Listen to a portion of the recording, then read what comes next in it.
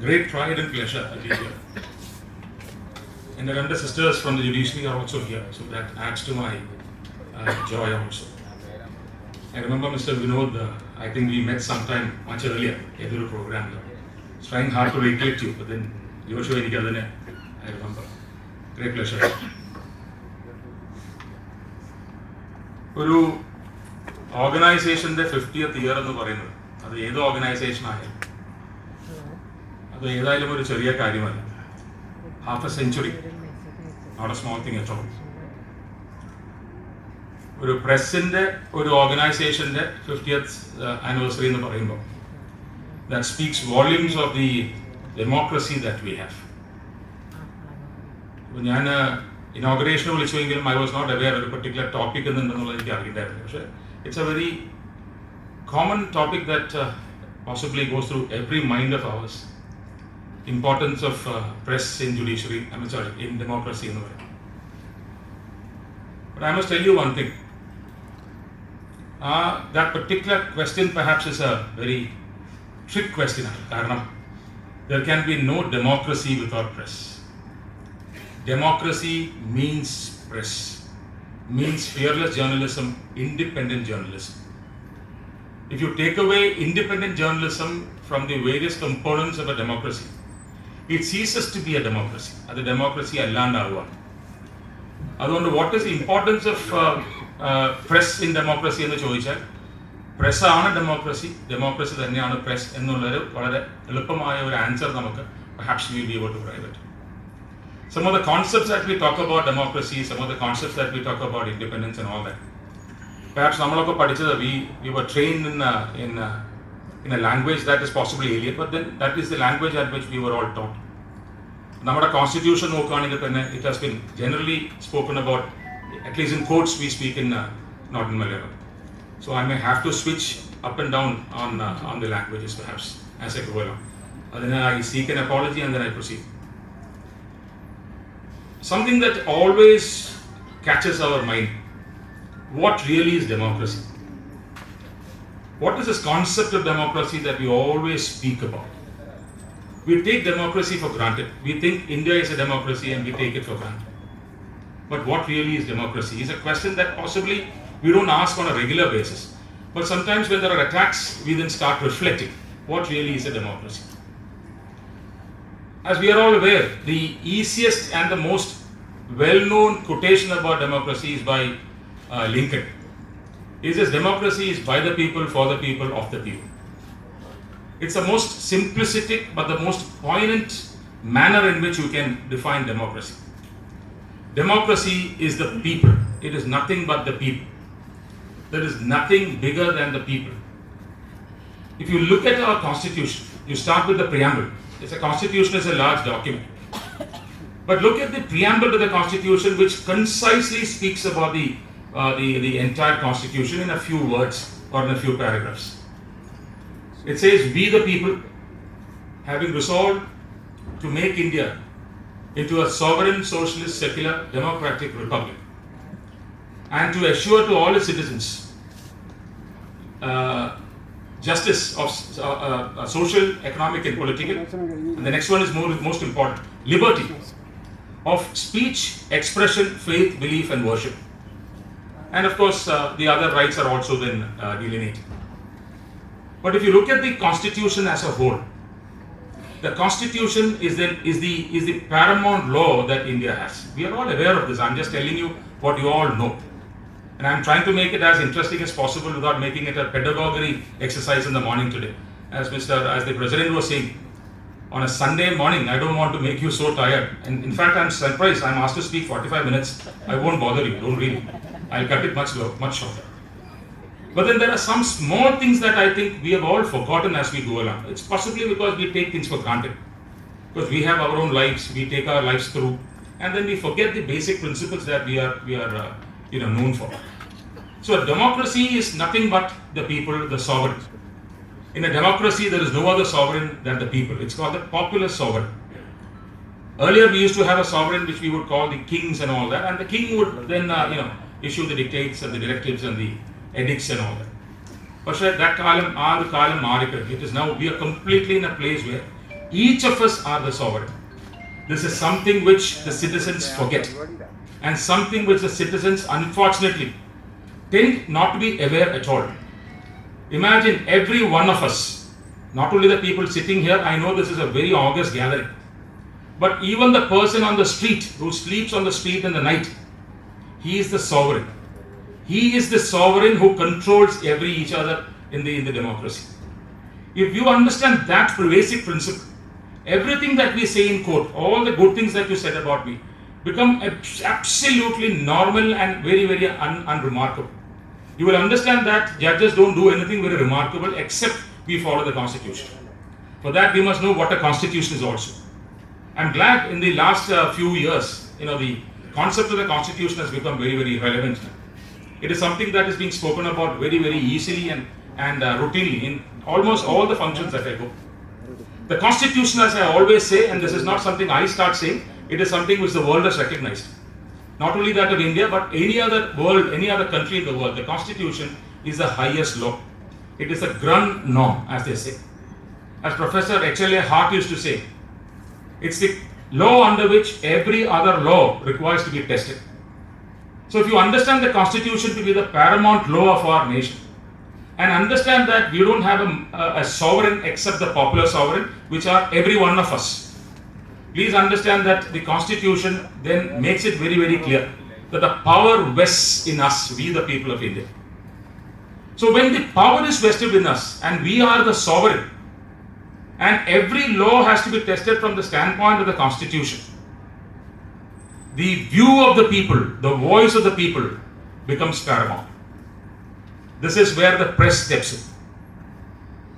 How can a citizen make their noise, make their voice felt? We are a nation of a large number of people. We are perhaps the most populous nation in the world already. We are perhaps now overtaken China, perhaps not officially, but unofficially we know that we have done that. It is not possible for each of us to have our voice heard. It is only a very few, perhaps marginally few people who can have their voices heard directly. It is our voice which should be the reflection of the press. It's a concept of dialogue between the people and the persons whom you have entrusted to rule, which is the cornerstone of a vibrant press. It's a concept of dialogue. It is a concept of communication.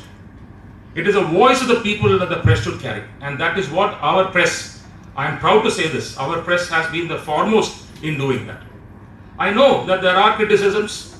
There are reports about the various facets. I don't want to go into the details and create any controversy today. But the fact remains that whatever be the index that our press may gather in the international watchdog statistics, the fact remains that our press has been one of the most vibrant, in spite of all the inhibitions they have continuously been forced to face. And we have done a remarkable job, particularly in Kerala. We have done a very, very remarkable job. So when you reflect the people's voice, you become the carrier of the conscience of the nation. And this is what the press has been doing also. When you have an interaction, when you have a dialogue, you initiate a dialogue. Every news that you carry, every information that you report, please understand that you are actually creating a dialogue. And the importance of dialogue in a democracy can never be understated. Imagine a situation where the press is banned. Imagine a situation where the press is unable to function. Imagine a situation where the press is completely quarantined. Just imagine. It will be a case where we have no idea what we want. We have no idea, the executive has no idea what they have to give. This will give rise to revolts and revolutions. If you see the Jasmine Revolution in Tunisia, 2010 or so, see how that developed actually. It's because the people could not reflect their views. The moment there is a very active dialogue, a very a healthy dialogue between the sovereign and the persons whom you have elected to rule, that takes care of all the friction also. This is why it is very important to understand what we are. We are a democracy governed by the rule of law. We are not governed by an individual. We are governed by the rule of law. And which is the law that governs us? It is a constitution that governs us. Nothing else governs us. No individual can govern us. No institution can govern us. It is a constitution that governs you. You go by the constitutional concepts. when we talk about the conscience, when we talk about morality, when we talk about decency, I'll come to it, I'll tell you why I'm saying all this. Please understand, we are not talking about an individual morality or an individual conscience or an individual sense of decency. We are talking about a constitutional concepts. It's a constitutional morality we are talking about. It's a constitutional conscience that we are talking about. There is a lot of difference in the words that I'm using. An ordinary conscience is a subjective one. When I say I have acted as per my conscience, this is something which I say in many of my speeches also. Whenever I step down, whenever I retire, which I'll have to do in about 8 years or so from now, if you ask me whether I've done my job well, and if I'm able to say that I have acted as per the constitutional conscience and directives, then I have done a good job. But if I am to say that I've acted as per my conscience, possibly I have failed in my duties as a judge. So this is the importance of a constitution. It is a rule of law, as they call it the Rest Act. It's the rule of law. Everybody is under the same law, and that law is the constitution. And therefore, when a legislature makes a law, that law will also have to be tested on the touchstone of the constitution. If that law fails from the constitutional preamble and the constitutional imperatives, that law will have to be struck down by somebody like me who is sitting in the High Court or the Supreme Court. It has to be done. But then what is the cornerstone of the constitution that we have today? It is a division of the powers into three. Press is never stated there, but I'll tell you how important it is. Now we have the legislature which makes the law. We have the executive that executes the law and implements it. And we have the judiciary that keeps an eye on the laws and the actions to verify whether they come within the constitution. You know, the word freedom of press is never used in the constitution. It's brought in judicially through orders and judgments, far-reaching judgments, Sakal Papers, Kenneth Coleman, Romila Thapar, all those judgments bring in the freedom of press within the fundamental rights of a freedom of conscience, of expression and speech. Now, when this freedom of speech is a fundamental right, obviously freedom of press, your right to propagate, your right to disseminate information becomes also fundamental. It is not your fundamental right that we are talking about. It is a fundamental right of the persons, of the individuals, of the citizens of this great nation, which you are the agent of. You hold them in trust. We hold every person in trust who are given the powers under the various limbs of the Constitution. I remember when we speak about the freedom of press and all that, the importance, you possibly heard of the phrase which is often used, the fourth estate. I don't know whether you have really thought of it. What is really a fourth estate? Because we don't have estates in a place like India. You know, this is something that was used in the modern ages of the European systems. They used to talk about three estates of the realms. They were the clergy, the nobility, and the common. So I remember, this is a quote that is often ascribed to Edwin Burke. He is a British legislator par excellence. He said there are three estates in this parliament: the clergy, the commoner, and the nobility. Then he said, but the most powerful of the estate sits on the visitors' gallery. He was talking to the press. That is how the word the fourth estate came in. And Burke's, this particular quotation of Burke was reflected in a subsequent book called The Heroes and Hero Worship or something. I may be wrong with the specifics. Heroes and Hero Worship or something. That was written by, I'm not sure who wrote it, Roscoe or somebody. So he said this is what Burke thought about the fourth estate. Now when you come to the concepts, when you import those concepts into a democracy like India, we call them the fourth pillar. That's because we constitutionally understand that the power of the sovereign, which is the power of the social, the popular sovereign, power of the people, are divided into the three pillars: legislature, executive, and the judiciary. But no stool with three legs would be that stable. We want the fourth pillar. We want the fourth stand. And that leg, and the most important of the stabilizing leg, is the press. It is that leg which stabilizes the entire system. The three legs that you find would possibly be very unstable in occasions. But you add the fourth leg to it, which is the press to it, it becomes a stability factor. And this is the importance of press, something which we don't really recognize much. The stability of a nation like India, which is the most populous, is dependent upon the press. And therefore, that's why I started by saying, you ask me how important is a press to democracy. The press itself is democracy, and therefore that question makes really no sense at all. So when we are talking about the separation of powers, we understand that each of us have delimited powers and delimited responsibilities to discharge when we do our duties.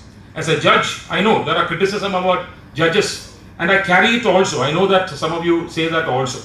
They say that this is judicial activism. You are, straying beyond the powers that are given to you. How are you expected to trench into the powers of the executive? But then in India, in the Indian context, when we have an article like Article 226, I don't know if my voice is disturbing her, and I apologize for that. I think she must have been sleeping well. No, don't bother. I was just joking. So, I'm so sorry, madam.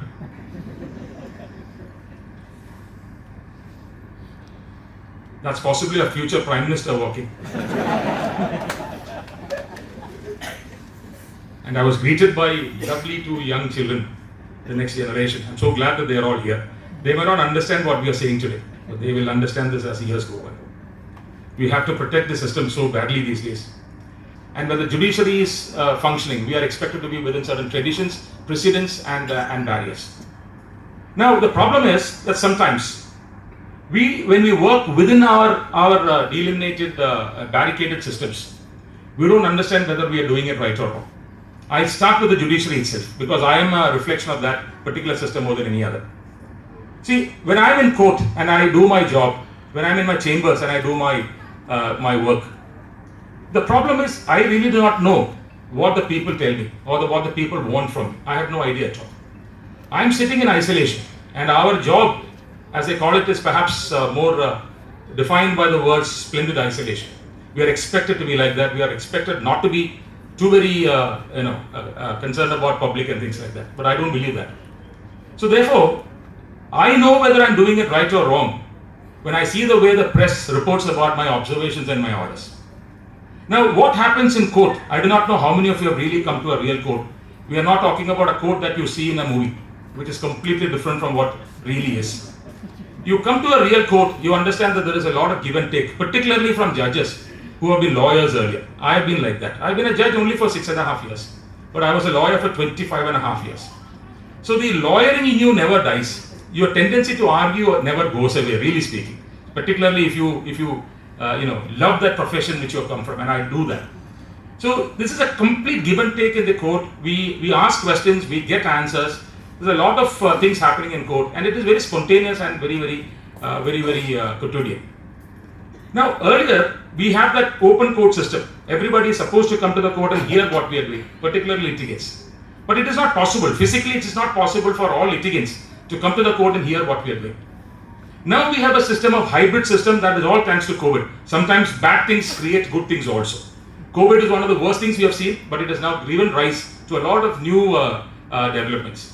So what we now see is a hybrid system where you can watch the court proceedings online and offline. You can be inside the court is open now, there are no COVID restrictions, hardly any. But then you can see me sitting or see any judge sitting and view the proceedings in a hybrid motion. Now this creates a lot of responsibility and a lot of openness. This really makes it much more difficult for us to do what we think is right, but which is not constitutionally permitted. There is a complete eye of the press and the people on us. And this is where the press is important as far as I am concerned. It tells me whether I am doing my job right or wrong. It tells me whether I am within my powers and within my parameters. It really is an eye-opener, because otherwise, when you are within your system, the system simply tells you that you are the best. It is something that is so insincere that you can never rely upon. You have to rely upon the word of the views of the people, which is something which, sitting in the judiciary, I can hardly get otherwise. I have to rely on the reports that I get. I don't read newspapers too much these days, because you know what happens when we are expected to be aloof to the extent possible. But then we get a lot of information through other sources, especially the social media, to which also I'll come along as I go along. So this is the importance of a press as far as a judge is concerned. We have to be told that, look, you are wrong. You are doing something which the people don't like, whether it is right or wrong. This is why when your president was speaking, he talked about a particular speech of mine where I said there is a difference between law and justice. Sometimes law does not create full justice. we may have to mold our actions. That doesn't go with my sisters who are working in the district judiciary. But when you come to the High Court and the Supreme Court, where we are dealing with Articles 226 and Article 32, we get a lot of play in our hands, we get a lot of power, discretion is vested. So sometimes we mold the law in such a manner to produce justice in the given circumstances. It's a concept of complete justice. So this is where there is a lot of controversy also. This is where the concept of judicial activism is also thrown on us. I know a particular a report that I got from a particular journalist, I don't remember who he was. He is supposed to have said somewhere that if this man wants to speak like this, welcome to the social media. It was a criticism against me. And he said, if you this is the way you speak in court and this is the way you make observations, then don't do that in court, come to the social media. That's a fair criticism, I have no problem there. But then, when you are in court, people who have come to the court understand, this is not done deliberately. Contextually we speak, and we speak in retort or response to a particular input that is given to us. So this is an open give and take system that we have in the judiciary, but then we really do not know the pulse of the people. I rely on the press for that, and I always say, our orders and judgments are worthless until the people know it. How does the people know? Suppose tomorrow the press boycotts the judiciary and decides not to report anything about the judiciary. Our orders will remain only in our reporting journals, the KLT or the KLJ and those things. No person in the world will know.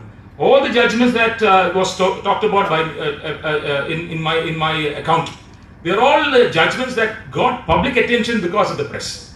This is the importance of press. And therefore, when the public opinion is aroused, we understand that we are beyond law or within powers or within the limits. This is the most felicitous action that the press has as far as the judiciary is concerned. It is no different from legislature. It is no different as far as executive is concerned. I'll just ask you one thing. Have you ever heard of a phrase, an independent executive? You have all heard of independent judiciary, independent media, but have you heard of an independent executive? Because we are expected to be independent of the executive. This is why, I'll tell you why. Every power of the sovereign, as I was saying earlier, I'm restating it, it's the power of the people. Every power of the sovereign, this popular sovereign or the people as we call it, is vested in the executive. We have a representative kind of a democracy where we elect our representatives, we send them to the legislature, they are the law-making body. They have to make laws in consonance with the constitution. From there, we create the executive. So it's our own representatives who are there to ensure that they do what we want them to do. Now here is a concept of the larger concept of justice. What really is the concept of the substantial justice that we are talking about? Basically, in a very, very simplified, easy manner of speaking, justice is actually giving every person his or her due. Everybody requires something or the other constantly in your life. How we make it available to each of them, and we understand that there is a lot of conflict between the requests that are made. Two citizens may make opposing concepts, opposing requests, and we are expected to give both of them what is due to them. So what is important is not the request, is not what your desire is. What is important is what is due to you, and that is where the principles of justice takes it. It is not a justice as far as judiciary is concerned. The concept of justice goes with the legislature as well as the executive. So here is where the judiciary tells the legislature what the people want. If a law is proposed and it is anti-people, as the press would report it perhaps, you will see that there will be a relook at it. The legislature would have no other option but to think twice before making it a law and before enforcing it at least. The executive, it is far worse because they are more directly responsible and they are so accountable to the people that every action of theirs would be tested constantly, every day, not only by the press but by the judiciary also. But then, that's a people's voice that have to reach the executive. Otherwise, what happens is, it is shrouded in secrecy, and believe me, every system wants secrecy. It is the easiest way to function without accountability. Suppose I am allowed to do what I am doing in complete secrecy without anybody knowing what I am doing. I would be happy with that because my powers become unlimited. As they always say, power corrupts and absolute power corrupts absolutely. In a democracy, this is absolutely vital that we don't allow either power or absolute power. And we have to ensure that it is circumscribed by the will of the people. And it is a will of the people which is now shown to them by the press. And this is the importance of press. Unless we tell the executive, I am also a common man. I may also have my predilections and my desires. But I can tell my executive only through the press these days. If I send them a representation, it will most likely be confined to some file or worse, into the dustbin. But if I take it through the press, you know the interventions that have been done by the press in the last few years, every one of them were taken seriously. When there is an issue that is projected by the press on a regular basis or on a committed basis, you see the results are very, very startling. You report that a person is unwell, he wants attention because he does not have the resources to go through a surgery or whatever. You see the way the people react. Immediately people react, immediately that cause is taken care of, and that is the power of the press. Imagine 2018 when the floods came. We had no idea how to communicate with people. It was a press that stood with us. Because I know it personally because I was in the forefront of the High Court. We were trying to do a small thing that we could do. It was always the information that I got from very good friends of the press, well-meaning people who had no care for their life. They were in the forefront, they would go to the site, they would be within the house which is submerged and give us information. It is that information which carried us those days. Very, very vital, very, very important. I in fact went to Alleppey, invited by a father who was running a small radio station. I believe it is called Radio Nathan. It is that radio that galvanized the fishermen when the floods came. It took him only maybe a half an hour or 1 hour for that information to go through. And this is where, when you talk about democracy and talk about the separation of powers, the fourth pillar is so important. It is also where it is so important to understand that the rule of law is paramount. People understand the rule of law is paramount only when the press tells them. This is the real importance of the concept of press. And therefore, we cannot imagine a democracy without press. We cannot imagine a system in which press is not allowed to function freely. But then, as we were speaking earlier, there are several factors that are now being ascribed against the press also. I am aware of it fully. There could be a philosophical intervention. There could be intervention by the state or by institutions to stop you from functioning freely. It could be by oppressive taxation. It could be by freezing your assets. It could be by stepping in means which would make it difficult for you to function. Therefore, you are the watchdogs. You are more importantly the watchdogs, and therefore your responsibility is also much more than perhaps the other three pillars. Your responsibility to be fair, impartial and completely independent is, in my view, even more vital and important than the judiciary being independent. Because it is only if the press is independent can any other system be independent. Otherwise, no. If the press is not independent and they are forced to toe a particular line, believe me, whatever we do, even if we are able to do it in the judiciary, it would not be of that kind of an impact. This is where I always say that the orders of the courts are better implemented by the press than even by the executive or the police or whatever executional systems. It is the public opinion that stands with us.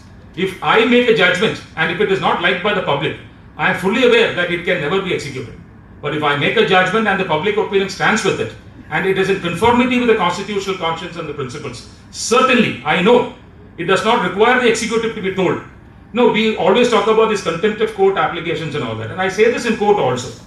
A judgment which is right, inherently right, and which is found to be right by the people are generally executed very easily. Because the executive knows that they cannot get away from a directive which is constitutionally valid and which the people also think is constitutionally valid.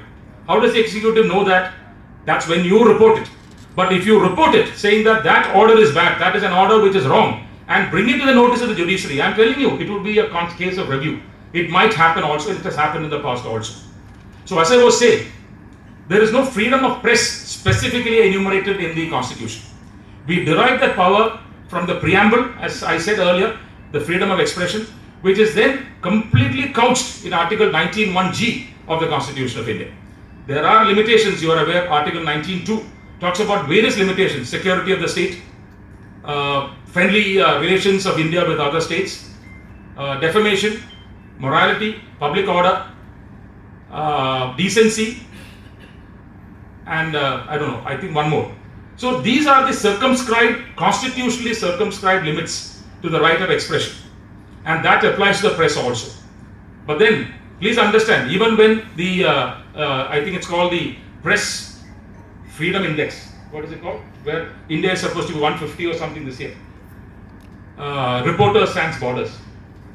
There, even though India is ranked 150 in about 180 or whatever, please understand, in legal standards, we are still the best. Which means there are no constraining factors from the judiciary or from the law as far as the press is concerned.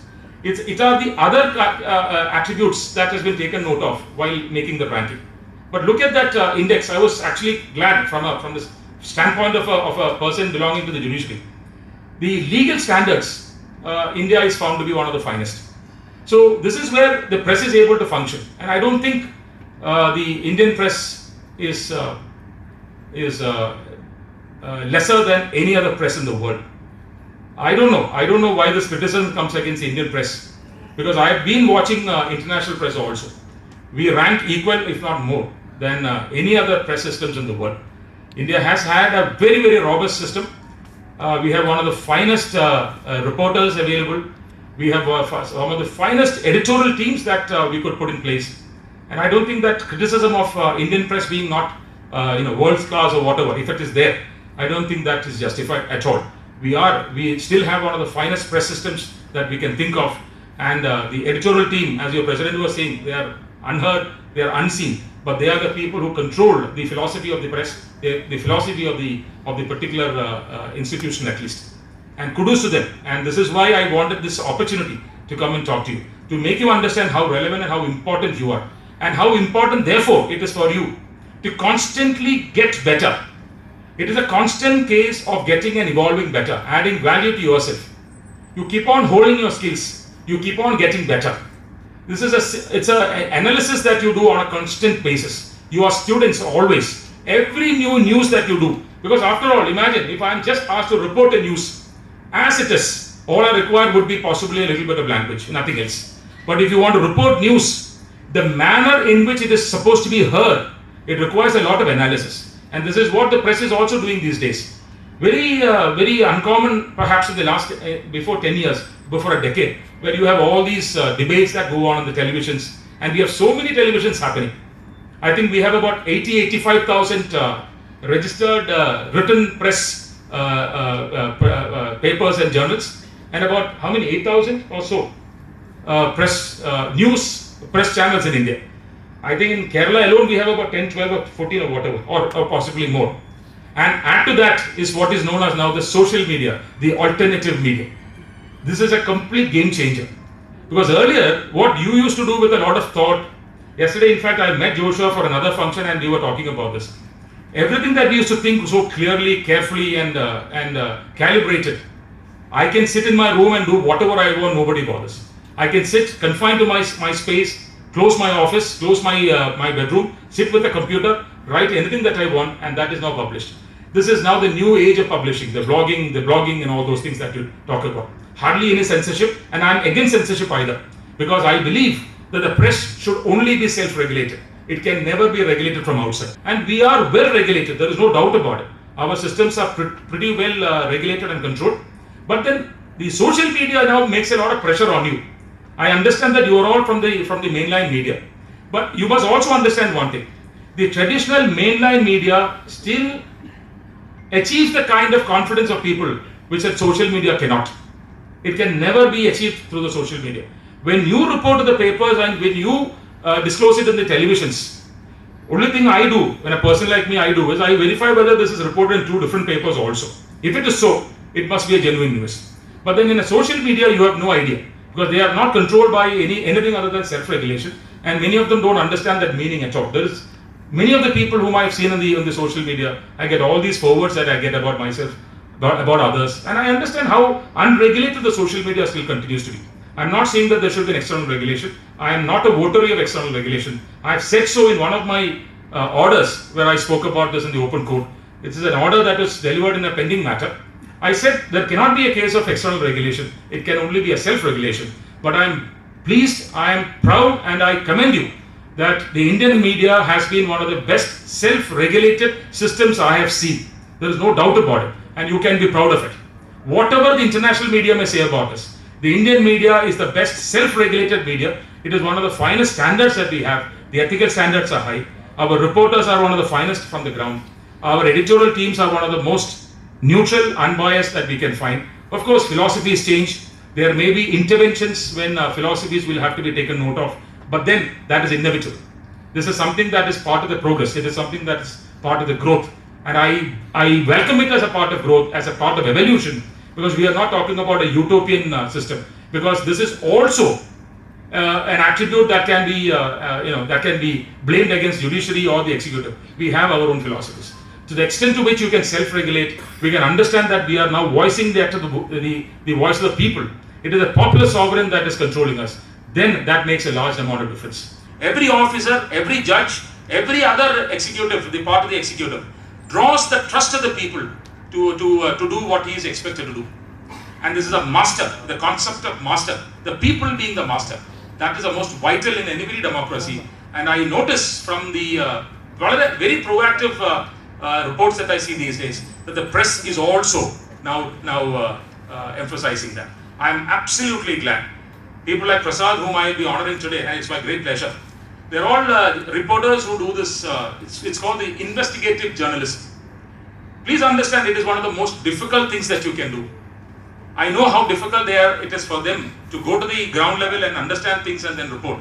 And how difficult and how tenuous their job is, because you develop a story. It takes a lot of time, effort and energy to develop a story slowly. And you develop it from the first brick, build it brick by brick by brick by brick, and come to a situation you might possibly think there is no story at all. The whole thing will have to be thrown away. It is only some of those stories which finally develop into something that can be presented before the people that come across as the investigative journalistic pieces. The rest of it simply vanishes. Nobody knows. And their energy, their time that they spend on it, the amount of commitment that they have on it is possibly unseen. This is the importance and the beauty of investigative journalism. And this is what we tap. You hear in these papers that judges have taken suo motu and all that. It is not really suo motu. We are listening to the voice of the people. You reflect the voice of the people. You tell us that something like this is happening here. I hear it as a judge, not as a common man. I certainly would have read it as a common man. But then when I hear it as a judge, is it not really my duty when I am expected to discharge a constitutional obligation, particularly when I have large powers given to me under the Constitution? Article 226, unlimited powers. Am I not expected to listen to the voice of the people? I am expected to. And if it is within my power to do something about it, whatever be the manner, whatever be the modus that I may adopt, if I fail as a judge, I fail as a constitutional functionary. It is a voice of the people that I am looking for. It is a voice of the people that you people tell me, the press tells me. And it is that voice that is taken seriously. Nobody can take that voice lightly. It is that voice which will either make or destroy any institution of this country. And it is that voice that I am open with my eyes to hear every day. I'm sorry to hear every day, every moment. Though I don't read papers on a regular basis, I have sources of information also coming in. So in a very, very small manner, in a very short expanse, I'm just telling you how important you are. I believe that you understand your importance, but I'm just restating what you want to hear. And I believe that our future forward would depend upon the fourth pillar of the stool that I was talking about, the press. The more independent you are, the more vibrant India will be. The more fearless you are, the more powerful India will be. And the more rational you are, the more vibrant and powerful India will be. This is what I'm calling to the press. And I stop by saying that I have no complaints. I've already been restating. Our press has done a commendable job, but then there is certainly room for improvement. I hope you will do it, and I'm sure you will do it. I have great faith, and I'm a complete optimist. And I'm certain that as long as you perform your duties in the manner that you are doing today, India certainly would be having its pride place in the community of nations. Thank you very much. And as a pure matter of formality, I inaugurate the lecture sessions that you will have.